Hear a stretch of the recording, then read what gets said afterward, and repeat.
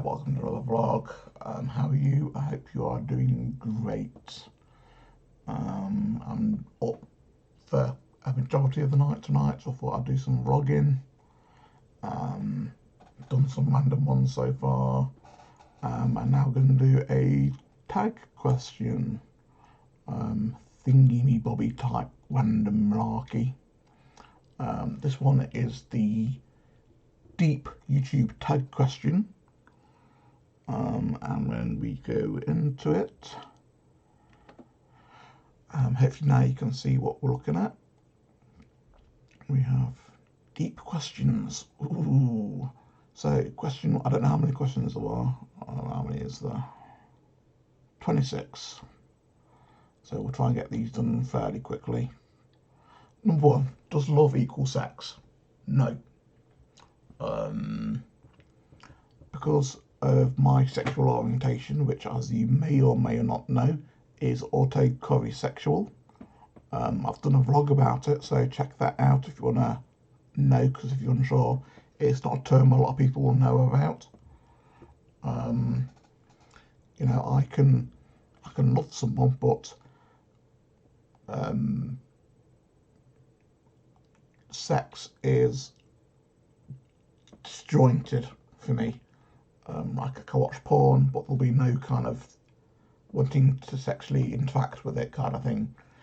I've had people come on to me before and I've just been like, no, sorry, sex just doesn't interest me.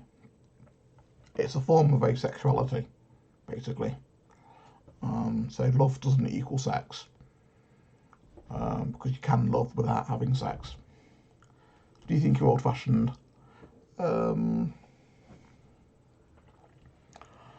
I would say I am. I was brought up proper, as the saying goes. I brought up proper. I spent quite a bit of time with my great grandma and my nan growing up.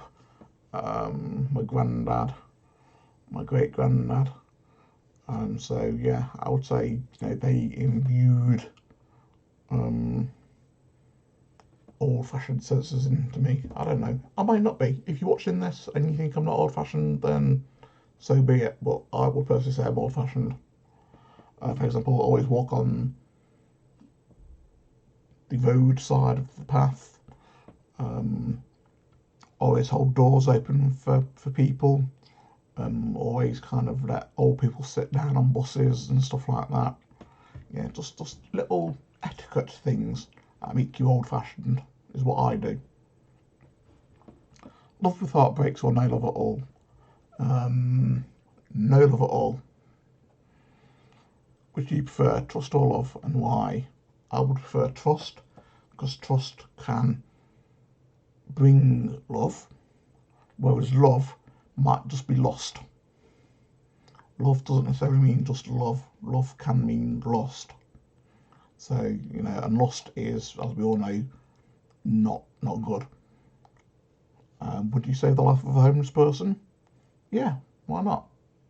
I mean, why not? Again, that's what I'm saying is, why not? You know, they are a person, they deserve to live. They might have done something bad in the past to become homeless, but that's in the past. It's not their fault they're homeless, probably. If you could wish anything to do anything, if you could wish anything or do anything, what would it be?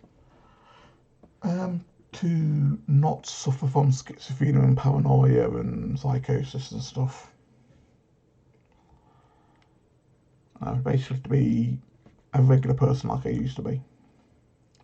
Are you the type of friend you would like to have as a friend? Yeah, I'd like to think so. Is money the real source of happiness? What makes you happy? Money is not the real source of happiness, but it can buy things that make you happy.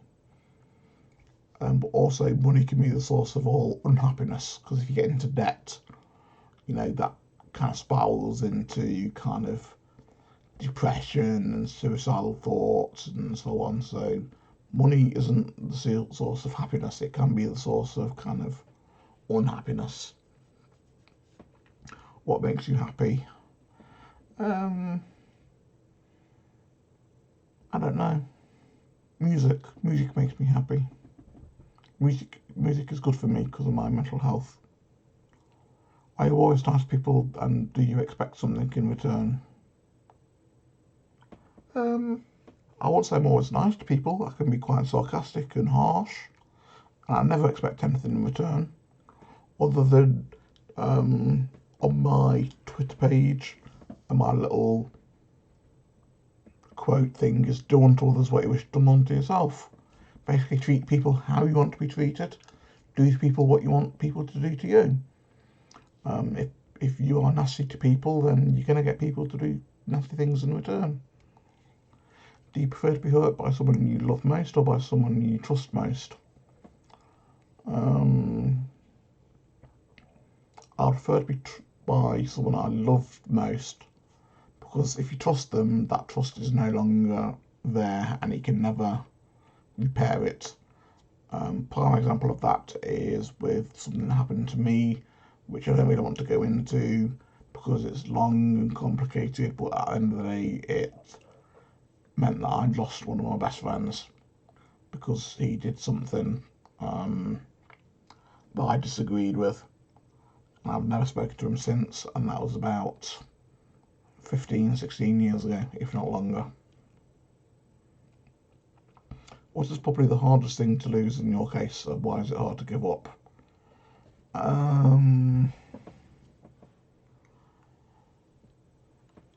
Again, I would have to say music. I can't live without music. Music, with me suffering from schizophrenia, it helps to ground me. It helps to take the concentration away from the voices, which is why it's hard to give up, because giving up music would basically be giving up my own sanity. Remember the last time when you were furious? What made you that angry? Do you feel different? That's a personal reason that I don't really want to go into. And no, I don't feel any different. I'm still quite angry about it. Let's just say it's got something to do with my sisters.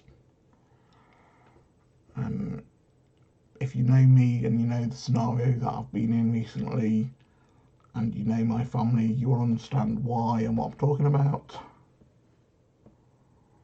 Imagine that you are alone at home, lonely and bored. What would you wish to be together with? Who would you like to wish to be together with? My dad. It would be cool if I could be with my dad again. We've just recently celebrated 30 years of him dying. I did a video about it. Someone that I do miss quite a lot. So I would wish I could be with him. Apart from romantic love, when you lost have someone that you loved them, what did they mean to you? I don't think I've ever told anyone that I love them. Not face to face. I've told Mum I love her in a video, and I write on cards that I love her and stuff like that, but I've never told her to her face, and I suppose that's what that is, and what do they mean to you? Well, obviously it's my mum, so it's something that I do love. If there was one time or one moment in the last year or month that you would change, what moment would that be? In the last year, I can't think of anything. I don't think I'd change anything, really. If you are to give money to charity, who would you donate to? Homeless people organisation or children's home? Personally, I would give to neither of those. I would give to the PDSA or the RSPCA, an animal charity of some sort. I actually do give £5 a month to Cats Protection, like the Cats Protection League. It's only £5 a month, but you know it helps feed and look after stray cats and stuff that are in their care. I used to give to a children's charity. I used to give to the National Deaf Children's Society. And being from a deaf family, I know what it's like for deaf families to obviously be in the company of deaf people. And I can only imagine what it'd be like if the children were deaf. You know, I come from one where the adults were deaf, and it was hard enough in that situation. So yeah, I do give to a charity, and it is for Cats Protection.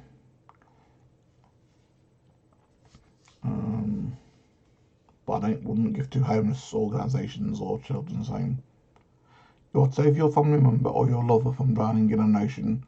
Who do you leave to drown to their death, and why? Eh? I don't get that. I'm assuming you've got a choice between saving A or B. Just based on what I've said about my sisters in the previous posts, I would leave them to drown, and I would save my mum.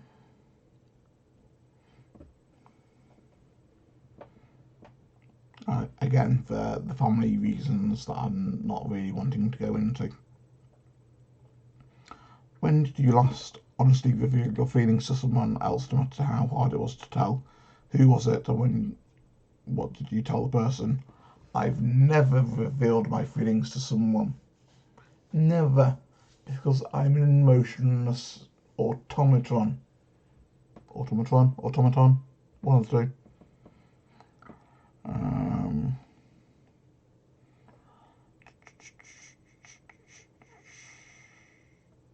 What is the hardest, difficult thing you reveal to someone that you're probably in love with? You love them or you don't love them as they do? Hey, what is the hardest, difficult thing you reveal to someone you are probably in love with? You love them or they don't, or you don't love them. Oh, that. To try and make like 2 or 3 questions out of that one. If I understand that question correctly, someone loves you and you want to know what the hardest thing was telling them, either that you love them, which would be hard or difficult, or that you don't love them the way they love you. I've been in that situation kind of once, when I was about 20, 21, 22, possibly 23, I can't remember. I went to Great Yarmouth because I was chatting to a woman. She was like in her 40s, talking to them online, and they really wanted to get together with me as more than just friends. And I went there and I'm like, look, I don't like you like that. I was like, when I went there, I went with an open mind, but spending the time with her, it was just no. What is harder for you, facing someone when telling him her the way you feel, or facing someone when he's telling you the way they feel? Telling them how I feel is harder. I can accept other people's opinions of me, because I know I'm not the easiest person to get on with. Your best friend just confesses to have feelings for you and wants you to be more than just friends. She loves you. What will you do or say? Again, it reverts back to the whole relationship thing. As long as that person was okay and knew that I weren't okay with sex, and I cared for that person, then, you know, why wouldn't I want to see where it could go? If they are your best friend, you care for them deeply, so why not see if you can care for them even deeper?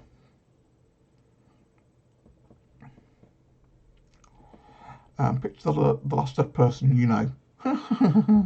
You have a chance to bring them back to life for now, but you lose 1 year of your life.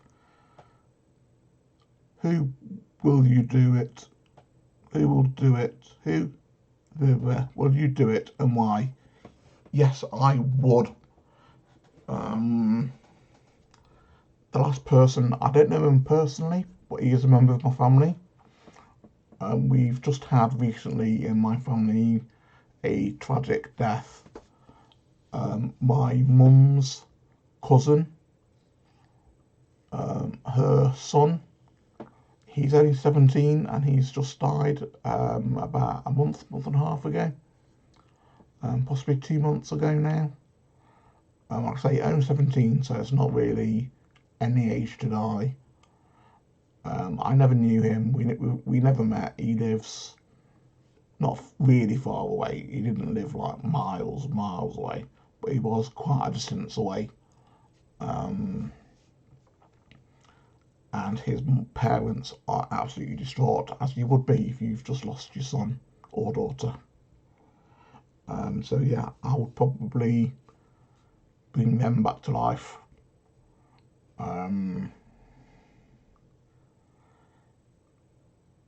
Even if it is just for an hour, because at least that way during the hour, they could put things to rest. It'd be hard for them knowing it's just for an hour, but I think it would give them a chance to say how much they loved each other, how much they're going to miss each other, stuff like that. And I think it'd be quite a good closure for them. And I wouldn't mind losing a year out of my life for that. That wouldn't be too bad.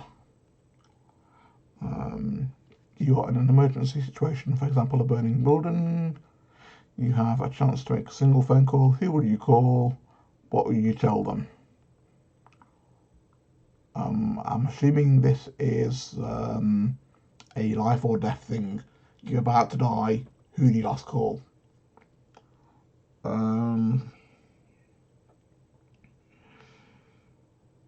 That would be my mum to say sorry. Sorry for what I put her through. You see, if you need some addition that your condition is worsening and you only have 1 week to live, will you reveal to anyone or everyone you are about to die? What will you do in your last days? Will you be afraid? Will you reveal it to anyone? No, I wouldn't reveal it to anyone. If I knew the exact moment I would die, I would probably go off somewhere. Like, for example, in what was it called? Wild at Heart, where the African dude with the beard, he knows it's his time to die, so he goes up to the hill and mountain, whatever, and the rocks and everything, and he just sits there and he dies peacefully on his own. That's how I would like to do it. That's what I would do in my last days. I would make people as happy as what I possibly could, buy them lots of things, which I'd do anyway, so hopefully they wouldn't think anything weird of it. Would I be afraid? If I knew it was going to be painless, then no, I wouldn't. If it was going to be like retching in agony, then yeah, I'd be afraid. When heading to work, you encounter a situation that you need help out. For instance, a car stuck on top of a tree. Oh, a cat is stuck on top of a tree. Your boss has threatened to fire you if you get late to work again. Do you save in the cat's life? Why? Why not? Yes, because it's a cat. It's a cat, and cats are bae. Sorry to use such trendy terms there, but cats are everything to me. I will do everything for a cat. I don't care about me getting sacked, as long as that cat is safe. Your boss wants to sack your co-worker due to a work shortage, and he sees you just got a job recently. You've been working there much longer. With a large family to support, your co-worker has no other source of income. Will you approach your boss and request to quit the job? Why? Why not?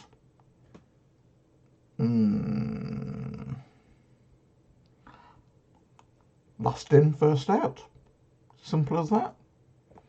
The people that have been there longer have proven their worth to stay there. If they've just recently got the job, unless they're Mr. Miracle and Mr. Brilliant, Mr. Superman, Clark Kent, then no, it's a dog-eat-dog world out there.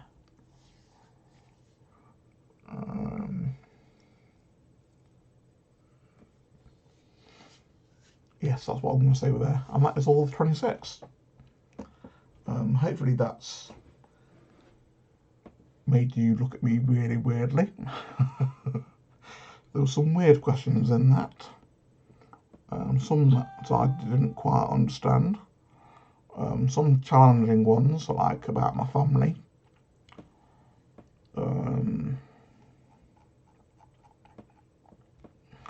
Yeah, so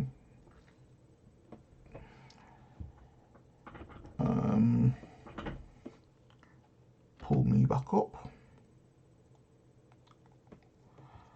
I hope you enjoyed that one, and I will see you all in another video, which I'm going to do in a few seconds. Bye.